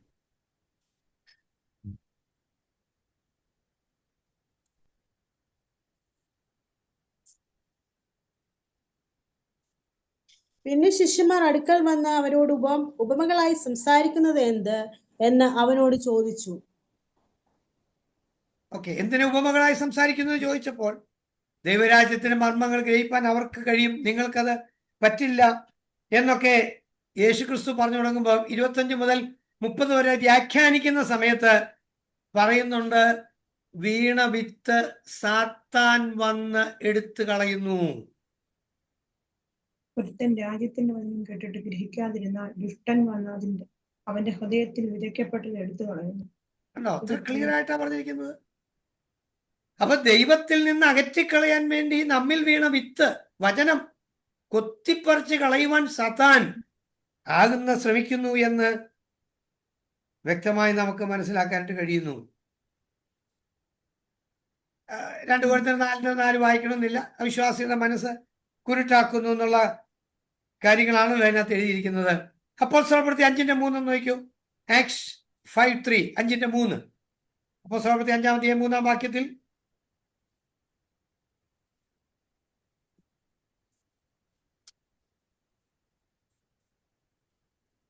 അപ്പോൾ പത്രോസ്, അനന്യാസേ, പരിശുദ്ധാത്മാവിനോട് വ്യാജം കാണിപ്പാനും നിലത്തിന്റെ വിലയിൽ കുറെ എടുത്തു വെപ്പാനും സാത്താൻ നിന്റെ ഹൃദയം കൈവശമാക്കിയത് എന്ത്? സാത്താൻ നിന്റെ ഹൃദയം കൈവശമാക്കിയത് എന്ത്? നിലത്തിന്റെ വെളിയിൽ നിന്ന് കുറെ എടുത്ത് വെപ്പാൻ സാത്താൻ നിന്റെ ഹൃദയം കൈവശമാക്കിയതെന്ത്? അപ്പൊ നമ്മളത് ശരിയായി ഗ്രഹിക്കണം. ദ്രവ്യാഗ്രഹം ഹൃദയത്തിൽ ഉളവാക്കുന്നത് സാത്താനാണ്. ദ്രവ്യാഗ്രഹം സകലവിധ ദോഷത്തിനും മൂല കാരണമല്ലോ. റഫറൻസുകളെല്ലാം നിങ്ങളുടെ കിട്ടുന്നുണ്ടല്ലോ, ഇത് PPT-യിലായതുകൊണ്ട് അതെല്ലാം നിങ്ങൾ പിന്നീടൊന്ന് വായിച്ചു നോക്കിയാൽ മതി. ഓരോന്നും ഇവിടെ വായിച്ച് നമുക്ക് എക്സ്പ്ലെയിൻ ചെയ്യാൻ പറ്റില്ലല്ലോ. എത്ര ക്ലിയർ ആണെന്ന് നോക്കൂ വിശുദ്ധ ബൈബിളിൽ പറഞ്ഞിരിക്കുന്ന സാത്താന്റെ പ്രവൃത്തികൾ. 2 തീമോഥെയോസ് 4-ാം അധ്യായത്തിന്റെ 10-ാമത്തെ വാക്യം ഒന്ന് വായിക്കുമോ? 2 തീമോഥെയോസ് 4:10.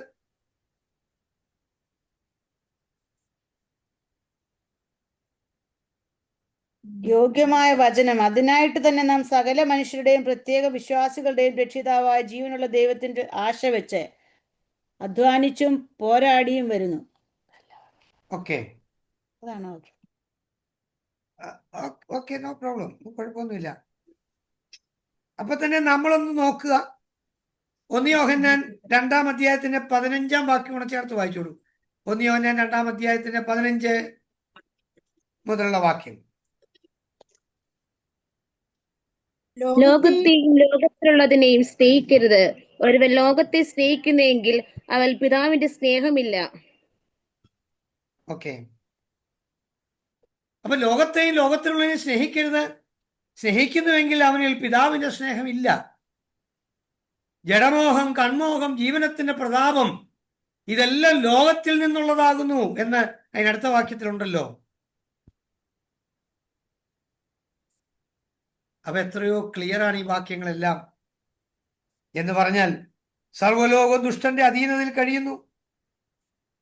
അതുകൊണ്ട് തന്നെ ആത്മീയ കാര്യങ്ങളിൽ അഹങ്കാരം ഉണ്ടാക്കുന്നത് സാത്താനാണ് പ്രിയരെ.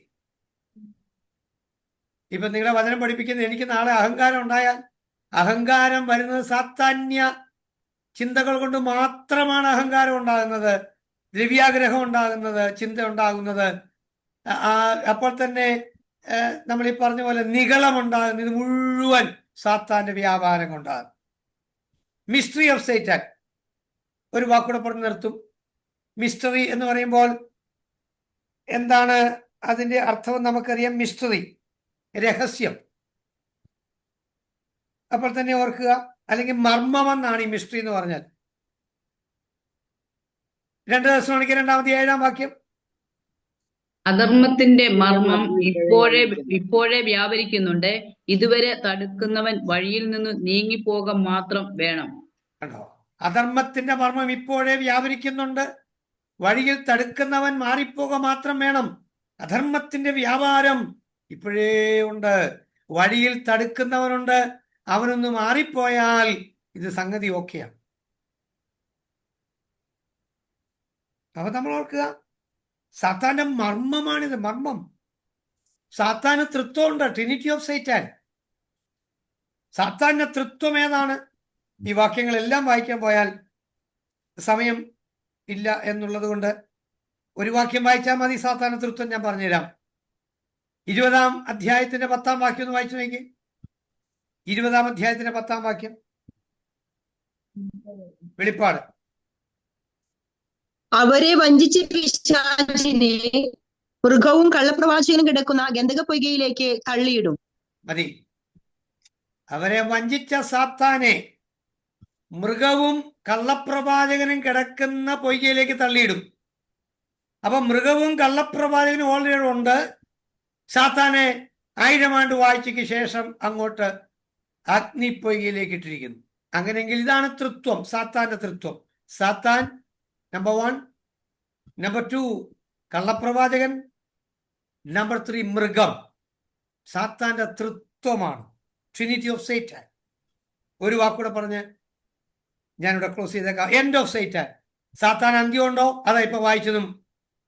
അതുകൊണ്ട് ഞാൻ ആവർത്തിച്ച് വായിക്കണം. 20-10 മൃഗവും കള്ളപ്രവാചകനും കിടക്കുന്ന ഗന്ധകപ്പൊയ്യയിലേക്ക് സാത്താനെ കൊണ്ടിടും, എന്നേക്കും രാപ്പകൽ ദണ്ഡനം സഹിക്കേണ്ടി വരും. ശ്രദ്ധിക്കൂ, സാത്താൻ ആരംഭമുണ്ട്, സാത്താൻ അവസാനമുണ്ട്. സാത്താൻ കേവല സൃഷ്ടി മാത്രമാണ്. അവനെ സൃഷ്ടിച്ച നാൾ മുതൽ അവനിൽ നീതികേട് കണ്ടതുവരെ അവൻ നിഷ്കളങ്കനായിരുന്നു. എന്നാൽ അവൻ പാപം ചെയ്തപ്പോൾ അവനെ ദേവപർവ്വതത്തിൽ നിന്ന് വെട്ടി താഴെയിട്ടു എന്ന് വിശുദ്ധ ബൈബിൾ നമ്മെ വളരെ വ്യക്തമായി പഠിപ്പിക്കുകയാണ്. നമ്മുടെ ക്രിസ്തീയ ജീവിതത്തിൽ അറിഞ്ഞോ അറിയാതെയോ ഈ പഠിപ്പിക്കുന്ന എൻ്റെ കാര്യം ഉൾപ്പെടെയായി പറയുന്നത്, ഒരു കാരണവശാലും നമ്മൾ സാത്താന് വിധേയപ്പെടരുത്, നിഗളമുണ്ടാകരുത്, അഹങ്കാരം ഉണ്ടാകരുത്, അതെ കള്ളം പറയരുത്. കള്ളം പറയുമ്പോൾ നമ്മൾ സാത്താൻ്റെ കയ്യിലായി പോകും. നാമെ പലപ്പോഴും സാത്താൻ തകർക്കുവാൻ വേണ്ടി ശ്രമിക്കുന്ന 100 കണക്കിന് വേദികൾ നമുക്കുണ്ട്. എന്നവയെ ഓവർകം ചെയ്യുവാൻ ഒറ്റ മാർഗം യേശു ക്രിസ്തുവിലുള്ള മാർഗം മാത്രമേ ഉള്ളൂ. അത് അടുത്ത ക്ലാസ്സിൽ പഠിക്കാം, എങ്ങനെ നമുക്ക് ഓവർകം ചെയ്യാം. ഓക്കെ, സമയം തീർന്നത് കൊണ്ടാണ് ഞാൻ നിർത്തിയത്. 10:04. ഓവർ ടു പാസ്റ്റർ ലാലുജിക്ക്. Praise the Lord. ദൈവം സഹായിക്കട്ടെ. വളരെ അനുഗ്രഹിക്കപ്പെട്ട രീതിയിൽ ക്ലാസ് എടുക്കുവാൻ കർത്താവിൻ്റെ ദാസനെ ദൈവം സഹായിച്ചുവല്ലോ. ദൈവം എല്ലാവരെയും പഠിപ്പിച്ച കർത്താവിൻ്റെ ദാസനും ജോയിൻ ചെയ്ത എല്ലാവർക്കും പ്രത്യേക നന്ദി. ഇപ്പോൾ നാട്ടിൽ കൺവെൻഷൻ്റെ സീസൺ ആയതുകൊണ്ട് നമ്മുടെ അറ്റൻഡൻസ് ഒക്കെ അല്പം കുറവാണ്. എങ്കിലും നിങ്ങൾ കാണിക്കുന്ന എല്ലാ ഉത്സാഹത്തിനും നന്ദി. ദൈവഹിതമായാൽ ഞാൻ നേരത്തെ ഓർപ്പിച്ചതുപോലെ ഈ മാസം 29-ന് നമ്മുടെ കോട്ടയത്തുള്ള ബൈബിൾ കോളേജിൽ വെച്ച് ഒരു ഗെറ്റ് ടുഗദർ ഉണ്ട്. സാവകാശമുള്ള എല്ലാ പ്രിയപ്പെട്ടവരെയും രാവിലെ 10 മണിക്ക് അവിടെ എത്തിച്ചേരുക. ദൈവം എല്ലാവരെയും സഹായിക്കട്ടെ. നമുക്ക് പ്രാർത്ഥനയോടെ ആശീർവാദത്തോടെ പിരിയാം. ഇപ്പോൾ കർത്താവിൻ്റെ ദാസി സിസ്റ്റർ മേഴ്സി ഫിലിപ്പ് പ്രാർത്ഥിച്ചാൽ. ഹല്ലേലൂയ. സ്തോത്രം സ്തോത്രം സ്തോത്രം സ്തോത്രം. പരിശുദ്ധനായ കർത്താവേ, നല്ല സമയത്തിനായിട്ട് സ്തോത്രം ചെയ്യുന്നു. ഞങ്ങൾക്ക് അങ്ങയുടെ സന്നിധിയിൽ ഇങ്ങനെ അങ്ങയുടെ വചനവുമായി കടന്നു വരുവാൻ സഹായിച്ച കൃപയ്ക്കായിട്ട് സ്തോത്രം. ഇന്ന് പകൽക്കാലം കർത്താവെ ഞങ്ങളെ വചനം പഠിപ്പിച്ച ദൈവഭൃത്തിനെ ദൈവകരങ്ങളിൽ സമർപ്പിക്കുന്നു. കർത്താവ് ബലപ്പെടുത്തണമേ. വിശേഷ കൃപയും ജ്ഞാനവും പരിജ്ഞാനവും ഒക്കെ നൽകി കർത്താവ് ഈ ദിവസങ്ങളെ മാനിക്കണമേ എന്ന് പ്രാർത്ഥിക്കുന്നു. ഞങ്ങളെ വചനം പഠിപ്പിക്കുവാൻ ആവശ്യമാകുന്ന ദൈവകൃപ ദിനം തോറും അങ്ങയുടെ ഭൃത്യന് മേൽ പകരുമാറാകണമേ. ദൈവികമാകുന്ന കാഴ്ചപ്പാടുകളോട് ഞങ്ങളെ പഠിപ്പിക്കുവാൻ തക്കണം കർത്താവ് സഹായിക്കണമെന്ന് പ്രാർത്ഥിക്കുന്നു. വചനം കേട്ട ഞങ്ങളെല്ലാവരും ദൈവകരങ്ങളിൽ ഏൽപ്പിക്കുന്നു. കേട്ടത് അധികം ശ്രദ്ധയോടെ കരുതിക്കൊള്ളുവാൻ സഹായിക്കണമേ. അതൊന്നും ശത്രു എടുത്തുകൊണ്ട് പോകാതെ വണ്ണം കർത്താവെ നല്ല നിലത്ത് വീണ വിത്ത് പോലെ 30, 60, 100 മേനി ഫലമുള്ളവരായി തീരുവാൻ കർത്താവ് ഞങ്ങളെ ഓരോരുത്തരെയും സഹായിക്കണമെന്ന് പ്രാർത്ഥിക്കുന്നു. ആരും നഷ്ടപ്പെട്ടു പോകാൻ കർത്താവ് അനുവദിക്കലേ എന്ന് പ്രാർത്ഥിക്കുന്നു. ഇതിന്റെ പിന്നിൽ പ്രവർത്തിക്കുന്ന എല്ലാ പ്രിയപ്പെട്ടവർക്കായി സ്തോത്രം ചെയ്യുന്നു. കർത്താവിൽ അൽസാറിനെ സഹായിക്കണമേ. ഷാജി പാസ്റ്റർ ഏൽപ്പിക്കുന്നു. ഞങ്ങളുടെ പ്രിയപ്പെട്ടവരെല്ലാവരെയും സഹായിക്കണമേ. എല്ലാം അങ്ങയുടെ നാമമഹത്വത്തിനായി തീരണം. മഹത്വം കർത്താവ് തന്നെ എടുക്കണം. പ്രാർത്ഥന കേട്ടതിനായിട്ട് സ്തോത്രം. യേശു ക്രിസ്തുവിൻ നാമത്തിൽ അപേക്ഷിക്കുന്നതോ എന്ന് കേൾക്കണം സ്വർഗ്ഗപിതാവേ. ആമേൻ. ആമേൻ. ആമേൻ. പിതാവായ ദൈവത്തിന്റെ സ്നേഹവും പുത്രനായ യേശു ക്രിസ്തുവിന്റെ കൃപയും പരിശുദ്ധാത്മാവിന്റെ സഹവാസവും സാന്നിധ്യവും നമ്മോടും നാം പ്രാർത്ഥിച്ച് നമ്മൾ ഇന്ന് ക്ലാസ്സിൽ അറ്റൻഡ് ചെയ്ത എല്ലാ പ്രിയപ്പെട്ടവരോടും ഇന്ന് മുതൽ എന്നേക്കും ഉണ്ടായിരിക്കുമാറാകട്ടെ. ഇന്നും ജയം തന്ന ദൈവത്തിന് സ്തോത്രം ചെയ്യാം. ഹല്ലേലൂയ. ആമേൻ. കർത്താവേ വരണമേ. ആമേൻ. എല്ലാവർക്കും നന്ദി. ദൈവം എല്ലാവരെയും സഹായിക്കട്ടെ. നാളെ വൈകിട്ട് കർത്താവിന്റെ ദാസൻ CV ആൻഡ്രൂസ് ക്ലാസ് എടുക്കുന്നതാണ്. എല്ലാവരും ജോയിൻ ചെയ്യുക. Thank you.